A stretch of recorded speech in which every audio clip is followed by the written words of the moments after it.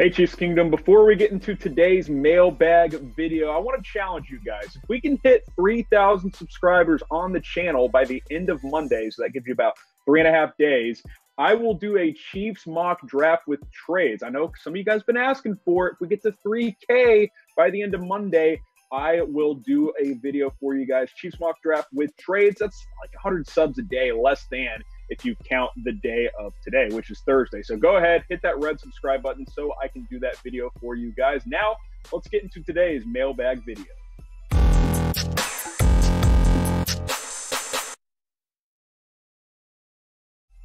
If getting this news of Bashaud Breeland re-signing isn't enough reason to subscribe, I don't know what is, because this literally happened 15 minutes ago. He has agreed to a 1-year, $4.5 million contract to return to Kansas City. This is big. We've talked about this. Kendall Fuller heading to Washington made bringing back Bashaud Breeland a major focus, in my opinion, and the Chiefs obviously agreed. They get him on the 1-year, $4.5 million deal. I like the contract. I thought he might get a little bit more in free agency. Now, cornerback is still a need. You got to replace Fuller. It's still one of my top, if not my top needs heading to the draft, but I'm excited to get Breeland back. I thought he fit in well with Steve Spagnuolo's system. Really good player last year, 2 interceptions, had a couple of picks in the playoffs as well, 8 pass breakups, was a good playmaker in this defense. He's not an elite corner by any means, but he is more than serviceable. And that leaves this cornerback depth chart in a lot better position than it was just 30 minutes ago. You got Breeland and Ward on the outside. I think Fenton could play nickel if you need him to. I still think you should get another cornerback either in the draft or in free agency. And then Brown and Hamilton, kind of your special teams and backup options there. So again, Bashaud Breeland back to Kansas City on a 1-year, $4.5 million deal. What is your one-word reaction to Breeland being back in Kansas City? Let me know down in the comments. I'll say relief. I think we were all getting a little bit nervous and thinking about 2018 when this Chiefs secondary did not play that well. Obviously, played a lot better last year. So relief would be my one word. Go ahead and let me know what your one-word reaction to this Breeland deal is down in the comment section.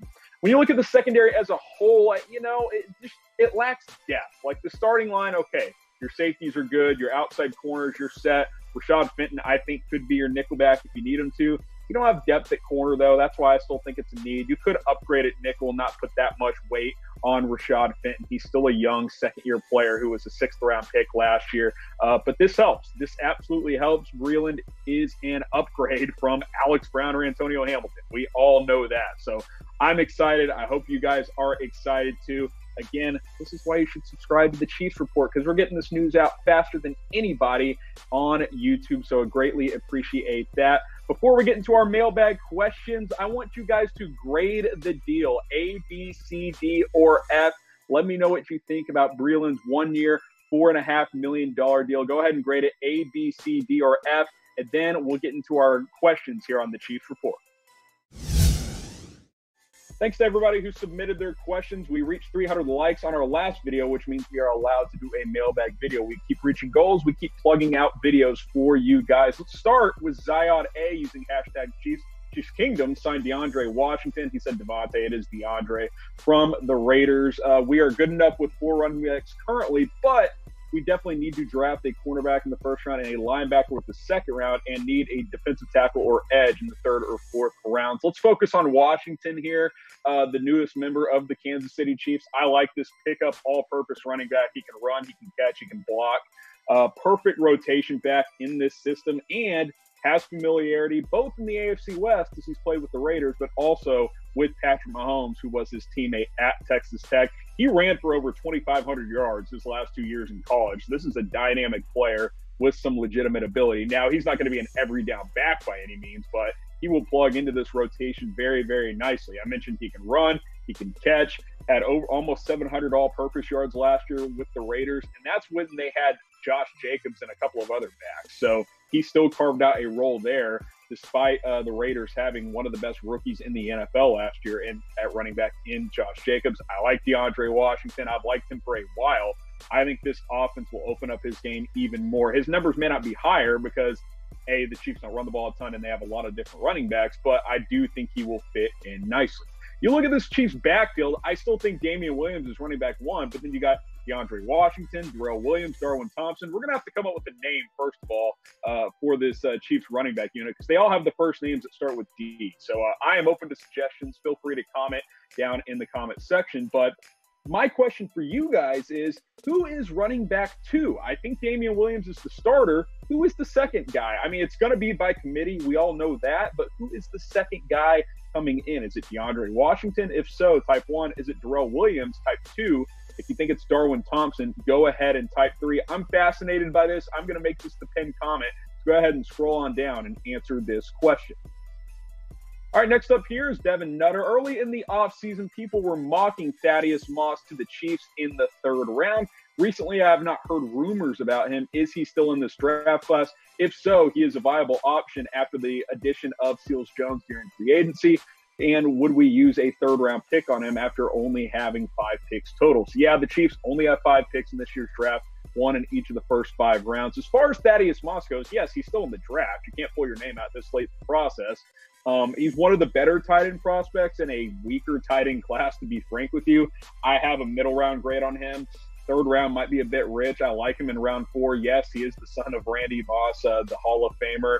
But yes, Ricky Seals-Jones did just sign, so tight end isn't a major need right now. I like Thaddeus Moss. He was productive last year in that potent LSU offense when he had almost 50 catches, 570 yards, and 4 touchdowns. I think he is a guy that you can bring in and develop him, but I don't think it's going to be a area of focus for the Kansas City Chiefs just because, A, they have one of the best, if not the best, tight ends in the NFL in Travis Kelce. You signed Seals-Jones. Deion Yelder is there as well. Nick Keiser's on the roster. I don't really know if drafting a tight end makes a ton of sense, especially when you only have 5 draft picks. And there's just bigger needs on this team. You got cornerback, linebacker. I think you could add an interior offensive lineman, edge rusher. I put wide receiver on there because, yeah, you're set for this year, but Watkins and Robinson are on the last years of their deals. D-Rob signing a 1-year deal and Watkins restructuring for the last year of his deal. What do you guys think? Should the Chiefs draft a tight end, type Y for yes, type in for no? Look, if Moss slides to around 4 or 5, maybe. Like, I would consider. Or if the Chiefs trade down and get extra draft picks, sure. But I just don't think it's a big area of need for Kansas City.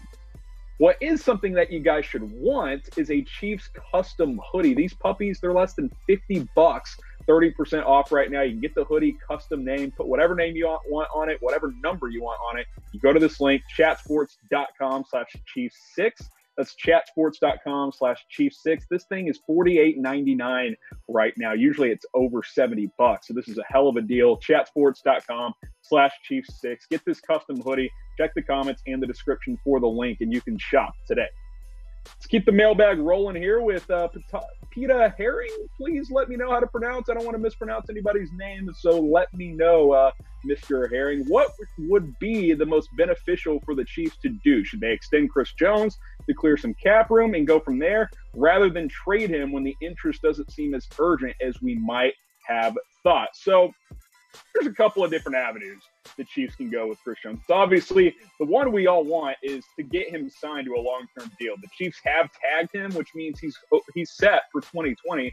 Cap hit is $16.1 million. That number could lower with either an extension or a trade. Both sides would like to agree to a long-term extension, and both parties are working to do so. It's just about finding that happy medium, both for the Chiefs and for Chris Jones, because you got to extend Patrick Mahomes at some point. There's a lot of things the Chiefs have to do over the next couple of years. So obviously Chris Jones is a priority, but he can't be the sole focus when you have the best player in the NFL in Patrick Mahomes and you haven't given him a new deal yet. So that is obviously priority number 1 for Chris Jones and the Kansas City Chiefs. So that's a good question. There's another question related to Chris Jones that kind of continues the story. This one coming from Aiden Whitting. Should the Chiefs trade him during the draft? That is another option. You could trade Chris Jones for some picks, clear that $16 million in cap space, which would free up more money to bring back Bashaud Breeland, maybe go after some other free agents, and to have more flexibility on your roster moving forward. I don't want that. I like Chris Jones a lot. I think he's a heck of a player. His last 4 years, he's been absolutely fantastic, especially the past 2 years, 15.5 sacks a couple of years ago, 9 sacks last year, despite only playing in 13 games and switching from a 3-4 to a 4-3. I want to get him signed long-term, but trading him is an option, as we saw with Dee Ford. just last season. I'm going to put the keys in your hands. You're the GM. What would you do with Chris Jones? What should Kansas City do? Type K for keep him or type T for trade him. Keep him would mean either keeping him under the tag or signing him to a long-term deal. So keep that in mind as well. Type K for keep, type T for trade. Let me know down below.